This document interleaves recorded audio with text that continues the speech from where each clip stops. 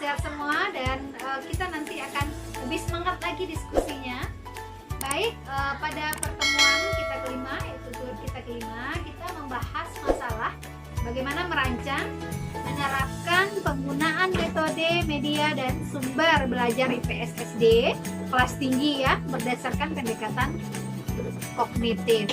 Kita lihat dulu apa itu metode, media, dan sumber belajar.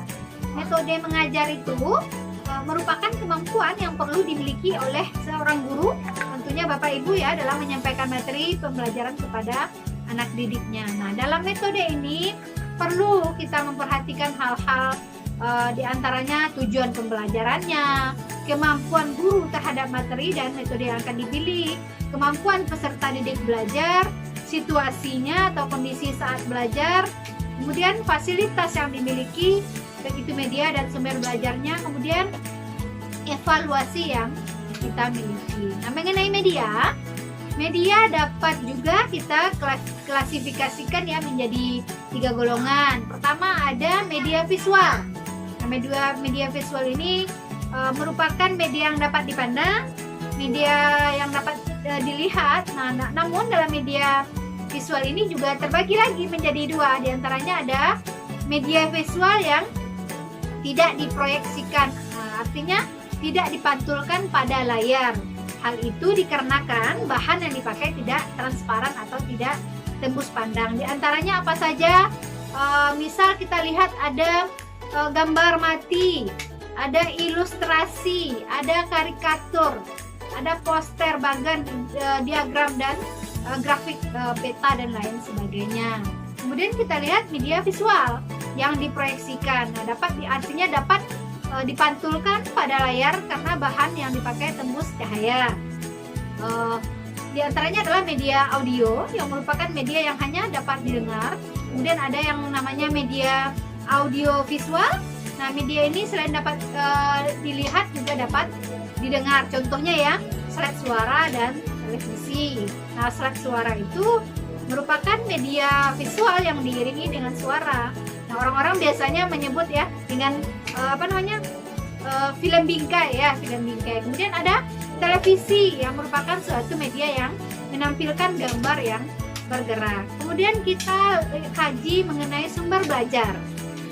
Tadi ada yang bertanya ya, ada sumber belajar itu apa bedanya dengan tadi media pembelajaran. Nah, kita lihat sumber belajar dulu. Kalau sumber belajar, segala bentuk penyajian bahan atau materi yang dapat dijadikan sebagai sumber untuk belajar. Contohnya ada buku, ada majalah, ada surat kabar, dan peta.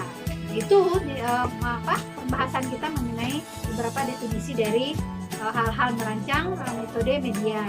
Kemudian kita lihat bagaimana merancang, menerapkan penggunaan metode, media, dan sumber belajar IPS SD kelas tinggi ini.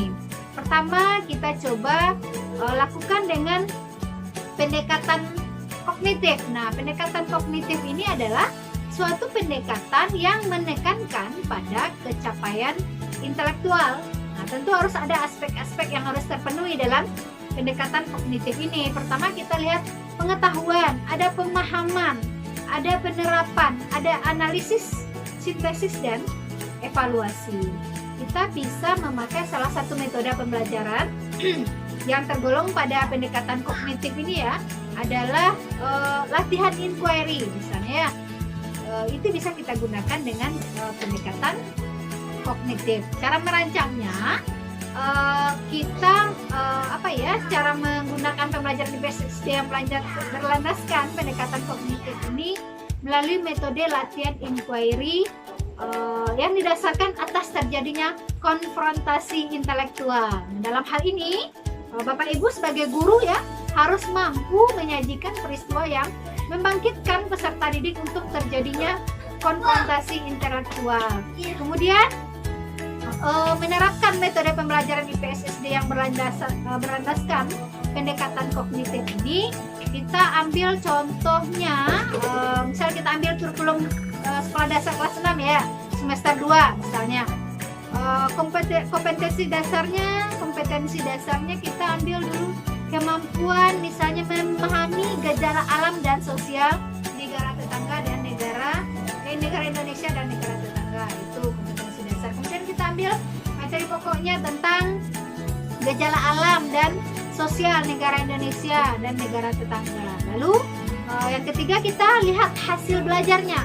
Itu kita bandingkan antara gejala alam dan gejala sosial negara kita Indonesia kemudian negara tetangga. Lalu mendeskripsikan gejala alam dan gejala sosial negara Indonesia dengan negara-negara tetangga. Kemudian yang keempat tahapannya kita lihat indikatornya, menunjukkan pada peta letak dan nama negara-negara tetangga Indonesia. Artinya kita membandingkan ciri-ciri gejala alam Indonesia dengan negara-negara tetangga. Kemudian kita membandingkan ciri-ciri gejala sosial Indonesia dengan negara-negara tetangga. Kemudian memberi contoh sikap waspada terhadap gejala sosial di Indonesia. Nah, setelah kita memahami hal-hal yang diterangkan pada tahap-tahap langkah-langkah yang harus kita lalui itu, Bapak Ibu sebagai guru harus mampu menyajikan masalah. Artinya guru mengajukan masalah dengan pertanyaan, yaitu misal kita buat pertanyaan bagaimana gejala alam dan sosial di Indonesia misalnya ya, jika dibandingkan dengan negara tetangga. Tentu kita harus mengajarkan kepada peserta didik bagaimana cara mengumpulkan data dan memverifikasi data. Nah, peserta didik diminta untuk mengumpulkan data melalui sumber buku-buku, dari internet, dari surat kabar, pokoknya semua hal-hal yang berkaitan dengan masalah yang kita rumuskan tadi. Kemudian kita mengumpulkan unsur baru. Kita artinya Bapak Ibu sebagai guru dan peserta didik nanti mencocokkan ya secara langsung antara informasi dengan rumusan masalah yang dirumuskan. Lalu kita kaitkan dengan unsur-unsur yang baru yang akan nanti untuk menjawab masalah yang telah diajukan. Kemudian Bapak Ibu sebagai guru juga harus membantu nanti peserta didik dalam merumuskan penjelasan untuk menjawab atas masalah yang mendetail, rapi dan sistematis. Kemudian kita harus menganalisis proses inquiry tadi dengan cara peserta didik menganalisis pola-pola penemuannya dan peserta didik menilai efektivitas proses inquiry yang dilakukan. Kemudian kita memperbaiki kekurangan yang ada. Baik, kita lanjut pada poin C-nya.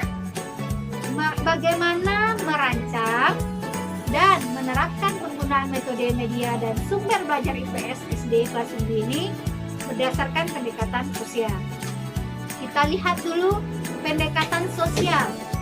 Kalau pendekatan sosial itu merupakan pendekatan yang mengutamakan hubungan individu dengan masyarakat dan memusatkan perhatian kepada proses sosial yang merupakan negosiasi sosial.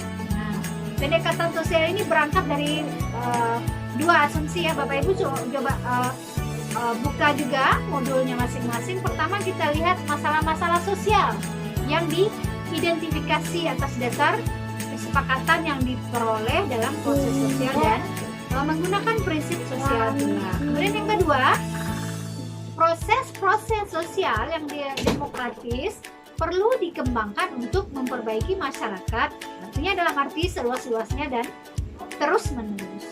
Nah, berdasarkan dua asumsi yang sebentar ini kita bahas itu, maka konsekuensi penggunaan metode pembelajaran IPS di SD ini ya harus membebani peserta didik untuk mengembangkan kemampuan hubungan dengan masyarakat yang pada gilirannya kelak akan mampu membangun masyarakat dan mengadakan hubungan antar pribadi.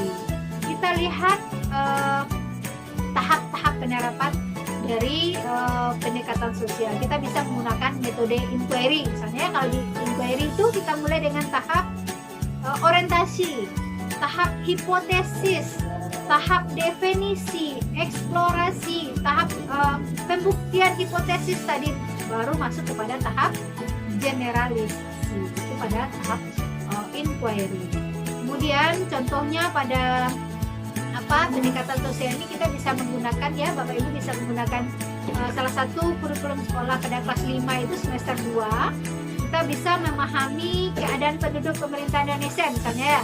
Kita ambil KD-nya itu dan materi pokoknya mengenai penduduk dan sistem pemerintah, nanti sampai kita review, kita lihat hasilnya hingga pada nanti indikator dari pembelajaran tadi. Kemudian kita coba gunakan lagi pendekatan personal. Nah, pendekatan personal ini salah satu yang dipilih ya untuk metode pertemuan kelas, karena ini berdasarkan pada dua asumsi. Pertama, bahwa manusia itu mempunyai dua kebutuhan dasar, yaitu cinta dan harga diri. Kedua, kebutuhan terhadap berakarnya dalam hubungan antar manusia. Maka muncullah cara merancang pembelajaran yang berdasarkan pendekatan personal. Nah, ada beberapa pedoman Bapak Ibu guru nanti untuk pendekatan ini di kelas, yaitu guru harus mengarahkan interaksi dalam kegiatan belajar mengajar. Kemudian kepemimpinan Bapak Ibu harus mampu sebagai penengah. Kemudian dalam tahapan tertentu guru harus mendorong peserta didik untuk berinisiatif. Guru mengembangkan hubungan yang